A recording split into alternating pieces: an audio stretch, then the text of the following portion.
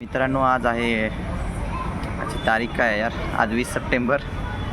रात्रीचे 8:30 वाजलेत आणि आता मी सक्सेसफुली गणेश घाटच्या मार्गे भीमाशंकरचा ट्रेक कंप्लीट केला आहे आणि आता सुरुवात करत आहे उमरखिंड कुरवंडा घाट मार्गाने आणि सावरदंडा मार्गाने आपली चढाई आणि कुरवंडा घाटने उतराई आणि उमरखिंडला ती ट्रेक आता सुरुवात करत आहे.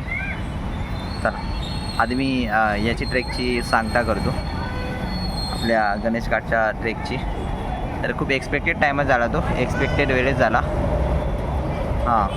एक्सपेक्टेड वेळेत झाला आणि सतीश सोबत होता. सतीशने पण चांगला प्रतिसाद दिला, माझ्यापेक्षा वेगान चालत होता तो. चांगलं वाटलं की एक एनर्जेटिक होतं, असं एनर्जी कमी नाही पडली त्याची.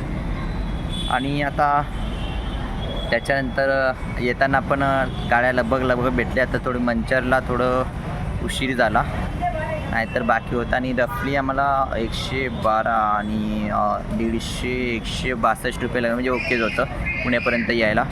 आणि तिकडनं आम्ही आलो.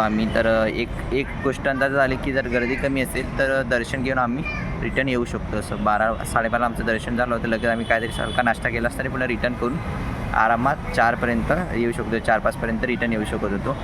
तर रिटर्न येणं शक्य आहे, इवन गोईंग विथ लाईक मॉर्निंगला आपण जरी गेलो तरी. एक गोष्ट. आणि बाकी सतीशचा प्रतिसाद चांगला राहिला. जे मी रफ अँड टफ केला, तिकडनं त्याला चढवलं, तिकडनं इकडे आणला. प्रवास पण पोराने सगळं सहन करून घेतलं. प्रतिसाद चांगला राहिला, असं तक्रारी नाही आल्या.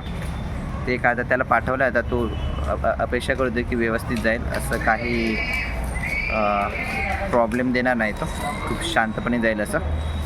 तर ओव्हरऑल गणेश घाट करायचं होतं. गणेश घाट माझा असं 34वा ट्रेक आहे, तो यशस्वीरित्या केला आहे. खूप चांगलीरित्या केला. पाऊस नव्हता, ते खूप चांगली गोष्ट झाली. त्यामुळे कपडेही भिजले नाहीत. त्यामुळे याचे वरुण देवाचे धन्यवाद.